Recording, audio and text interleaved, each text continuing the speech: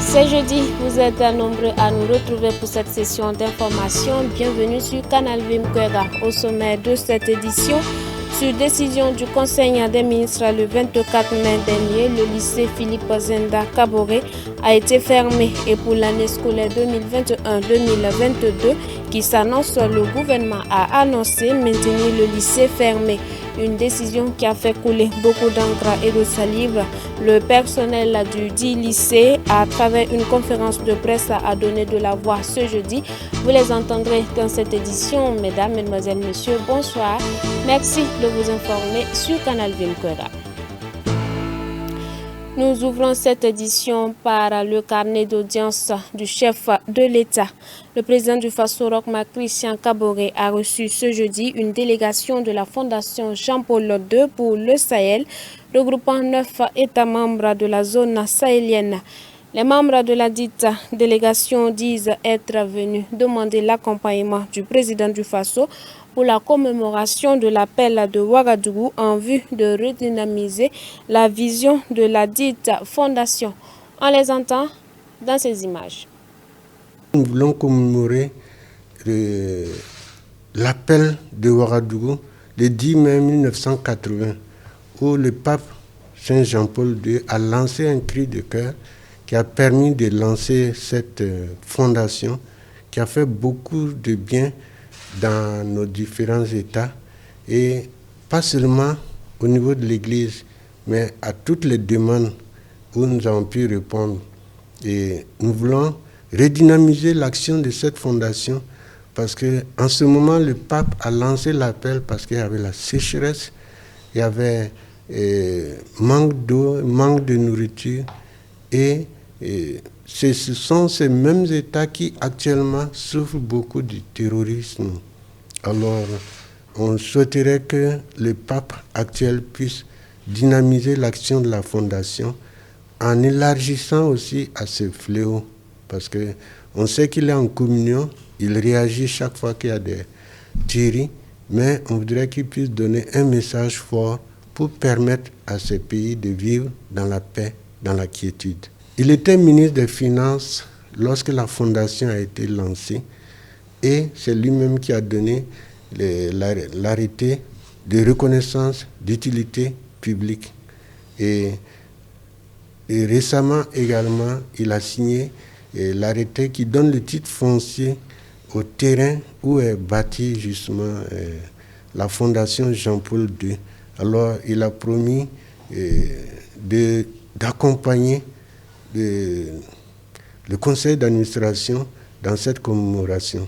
Il y aura une célébration pour faire mieux connaître la fondation. Il y aura aussi des prières et ce sera le 22 octobre prochain.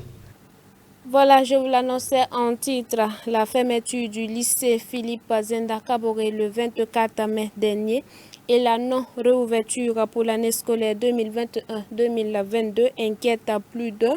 Et le personnel du dit lycée, à travers une conférence de presse, a manifesté son mécontentement et exhorte le gouvernement à reconsidérer sa décision. On les entend avec David Sawadoro, Antoinette Abena. Nous, personnel du lycée Philippe Zenda Kaboré, disons non à la fermeture du lycée Philippe Zenda Kaboré pour l'année 2021-22. Nous exhortons le gouvernement à reconsidérer sa décision. C'est le cri de cœur qui a été lancé par le personnel au cours d'une conférence de presse ce matin. Environ 5000 élèves n'auront pas accès au lycée public, affirme-t-il. La situation actuelle est grave parce qu'il ne s'agit pas des questions d'intérêt maintenant du personnel, mais c'est une question d'intérêt national qui se pose. Et je crois que les membres effectivement de la presse aussi doivent se poser cette question. Fermer le plus grand lycée du Burkina Faso, le lycée Philippe Zenda Kaboré, qui a environ 4000 élèves. Et chaque année, le lycée recrute environ 1000 élèves. Non seulement on ferme le Zenda, mais en plus, les autres lycées de Ouagadougou sont touchés parce que ces établissements ne peuvent plus recruter des élèves. Ça veut dire qu'environ 5000 élèves n'auront pas accès aux établissements publics. Ça veut dire que c'est quelque chose de suffisamment grave. L'autre élément, il faut voir les conséquences de l'acte. Fermer un grand lycée. Il a parlé des conséquences au niveau social. D'abord pour les cantines, les cantinières, pour les gardiens, pour tous ceux qui vendent aux Indas, les kiosques, ceux qui animent le petit marché, tous ceux qui animent les librairies. Mais au-delà, au niveau social également, il faut voir la condition même du personnel. Les personnels qui seront affectés dans d'autres régions ou ou à l'intérieur de Ouagadougou et autres.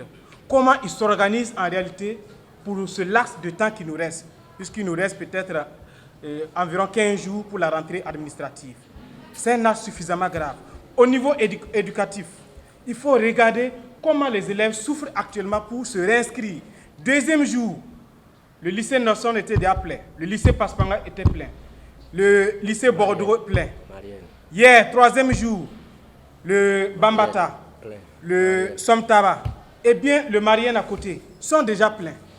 Aussi, il dit être contre le terme vandalisme attribué aux élèves du lycée et déclare que l'argumentaire développé par le ministre en charge de l'éducation après la fermeture du dit lycée ne convainc personne. Les éléments avancés sont les suivants. La réduction de la distance parcourue par les élèves pour faire cours au lycée Philippe Zenda Kaboré,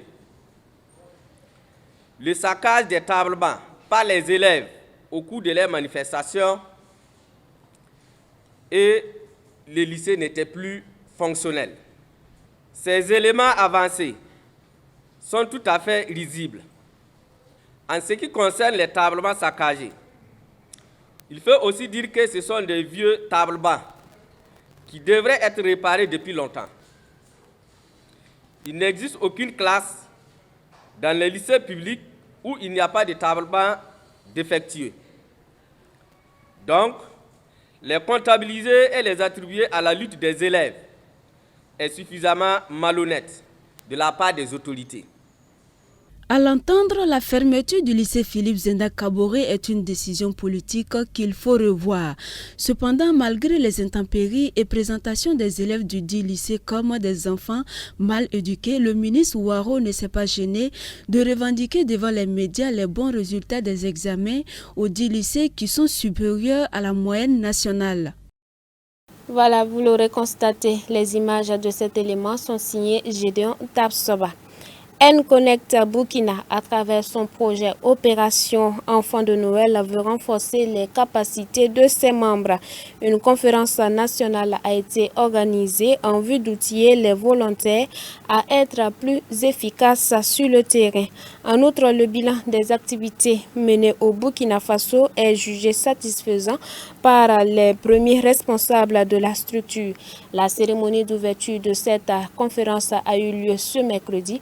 On voit cela avec David Sawadogo, Antoinette Beno. Opération Enfants de Noël, un projet de N-Connect Burkina qui sème la joie dans le cœur des enfants démunis, voire en difficulté. Pour mener à bien sa mission, une conférence nationale des volontaires a été organisée en vue d'échanger et de renforcer les capacités des membres. Une toute première de l'année 2021-22 en Afrique de l'Ouest. 26 équipes volontaires au Burkina Faso qui travaillent d'arrache-pied pour arracher des souris aux tout-petits. Une détermination saluée par le directeur régional pour l'Afrique de l'Ouest. Ce sont des volontaires. Nous avons 6 volontaires par équipe. Nous avons 26 équipes au Burkina Faso. Donc ces équipes travaillent tout au long de l'année et ils restent fidèles au travail malgré les difficultés parce qu'ils doivent réagir quand les cadeaux arrivent pour organiser leur distribution aux partenaires au bon moment pour permettre aux événements d'avoir lieu. Donc j'ai apprécié leur fidélité. On parle aussi de formation. Chaque année, on organise des formations pour nos partenaires, que vraiment ils connaissent le sujet vraiment approfondément. Et chaque année, nous formons donc les partenaires du ministère et nous avons des nouveaux matériaux cette année. Donc nous avons fait des changements, nous allons présenter ces changements aux partenaires dans toutes nos formations à travers le pays. Fidèle dans la mission qui lui a été confiée, le Burkina Faso, à travers le projet, a fait des merveilles. Plusieurs enfants ont été touchés, une satisfaction pour la coordonnatrice. Opération Enfants de Noël va de l'avant. D'année en année, nous voyons que les leaders d'église commencent à comprendre la vision d'Opération Enfants de Noël. Et les volontaires aussi qui sont sur le terrain mettent l'accent sur l'avancement de ce ministère. Donc nous voyons, comme le directeur vient de le dire, le Burkina Faso est en tête au niveau mondial. Donc on rend grâce au Seigneur pour cela. Ce n'est pas nous, c'est avec Dieu que nous pourrons faire des exploits. Sans Dieu, nous ne sommes rien. Que pouvons-nous comprendre par Opération Enfants de Noël? Opération Enfants de Noël, en un mot, c'est l'évangélisation parmi les enfants à travers les boîtes cadeaux que nous recevons. Voilà, il faut que les enfants parviennent à la connaissance de Christ et au salut à travers ces boîtes. Il y a un suivi qu'on appelle le discipulat, mais avec 12 cours. Et quand les enfants finissent ces 12 cours, ils reçoivent une Bible et un Nouveau Testament et ils sont capables d'évangéliser leurs camarades et leurs amis. C'est l'objectif que nous voulons atteindre. 1 Pierre 2, verset 9 est le thème principal de la conférence et les participants sont invités à s'impliquer davantage pour que tous les enfants du pays soient touchés par l'évangile de Christ. Par ailleurs, le lancement officiel des activités de l'ONG sera fait en octobre prochain et tous les leaders des églises et associations sont conviés à venir comprendre la vision. Nous ouvrons la page de l'actualité hors de chez nous avec un mot de santé. Hausse des cas de démence à travers le monde. Selon l'Organisation mondiale de la santé, c'est une maladie qui touche plus de 55 millions de personnes dans le monde. Et ce nombre pourrait augmenter d'ici 2050 à raison du vieillissement de la population mondiale. Les cas de démence sont en hausse dans le monde et ce phénomène devrait s'accentuer avec le vieillissement de la population. C'est ce que révèle un nouveau rapport de l'Organisation mondiale de la santé. Cette maladie, dont la cause la plus courante est la maladie d'Alzheimer, se caractérise par une dégradation de la mémoire et du raisonnement. 55 millions de personnes sont touchées par la démence dans le monde, 90% d'entre elles ont plus de 65 ans. Ce chiffre actuel de 55 millions de malades devrait passer à 78 millions d'ici 2030 et 139 millions d'ici 2050. S'il n'existe pas de traitement, des études ont montré qu'environ 40% des cas pourraient être évités ou retardés en faisant régulièrement de l'exercice, en ne fumant pas, en évitant l'usage excessif d'alcool, en mangeant sainement, mais aussi en contrôlant son poids, ses niveaux de tension, cholestérol et glycémie. Les jeunes Chinois ne peuvent plus jouer aux jeux vidéo plus de 3 heures par semaine. Une décision du gouvernement chinois qui qualifie d'opium mental les jeux vidéo. L'opium mental, c'est ainsi que le gouvernement chinois qualifie les jeux vidéo. Il vient d'ailleurs d'imposer aux mineurs de nouvelles limitations sur leur utilisation, à savoir le vendredi et le week-end uniquement, et ce sans dépasser 3 heures hebdomadaires, soit 10 heures de moins qu'auparavant. Oui, ça me concerne. Jouer aux jeux vidéo me détend toujours après une longue journée au lycée. Cette décision va affecter mon fils, mais nous ne voulons pas lui interdire complètement les jeux vidéo. Ils peuvent être utiles. Les nouvelles limitations ne peuvent s'appliquer qu'aux jeux connectés en réseau, mais c'est la grande majorité, et les utilisateurs vont devoir se connecter avec une pièce d'identité. Jouer ne fait que causer des problèmes de santé physique et mentale aux enfants. Même leurs yeux souffrent. J'espère que cette décision nationale va durer longtemps. Les autorités chinoises se sont lancées dans une guerre contre les géants numériques du secteur dont le pouvoir inquiète Pékin. Plusieurs start-up aux pratiques concurrentielles jugées trop sauvages ont aussi été convoquées par le pouvoir. Suivons à présent le portrait d'un jeune handicapé depuis la naissance qui a pourtant servi dans l'armée. Shai Levi est atteint depuis la naissance d'infirmité motrice cérébrale. C'est à Eilat que nous l'avons rencontré avec sa mère. Il a fait partie de ce programme spécial en uniforme en collaboration avec le Fonds national juif aux États-Unis. Ce programme lui a ouvert les portes, lui a offert la possibilité d'être comme tout le monde sans aucune différence.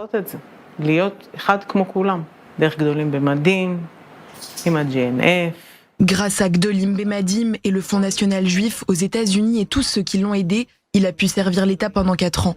1 an à la marine, puis il s'est engagé à la division 80, où il a occupé une fonction importante et secrète surtout, dans les renseignements. Un comble pour une personne qui ne peut pas parler. Il disait, si je parle, je serai obligé de vous tuer. L'officier responsable de Shai se souvient des missions de renseignement qui lui incombaient. Shai a travaillé sur un système de technologie géographique. Il a cartographié la zone, repéré certaines voies d'accès spécifiques et des personnes recherchées. Nous nous servons de son travail au quotidien. Son émotion est d'ailleurs incroyable lorsque Shai revoit ses photos de lui en treillis, ici, aux côtés des responsables du programme spécial en uniforme, de ses officiers et d'un certain Gadi Eisenkot, à l'époque chef d'état-major. C'est fort de cette expérience acquise à l'armée que Shai, de nouveau civil, a pu être engagé à la salle de contrôle visuel et sécuritaire de la ville d'Eilat.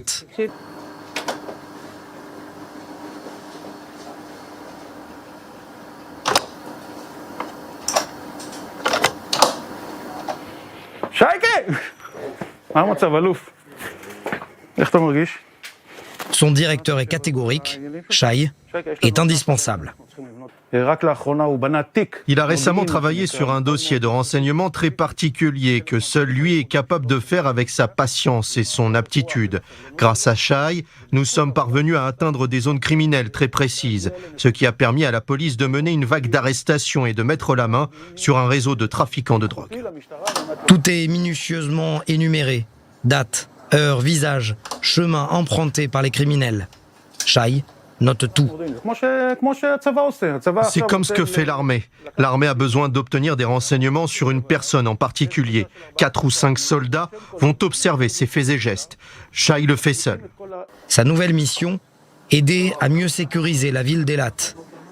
Un rêve devenu réalité pour sa mère, qui se souvient du premier jour où Shai a porté l'uniforme.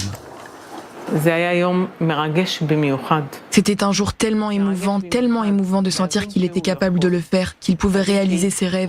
Shai rêve la nuit, nous lui promettons de les réaliser le jour. Du programme spécial en uniforme à la vie civile, c'est finalement savoir donner, apprendre à aimer.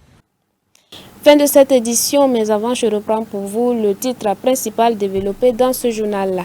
Sur décision du Conseil des ministres le 24 mai dernier, le lycée Philippe Zenda Kaboré a été fermé.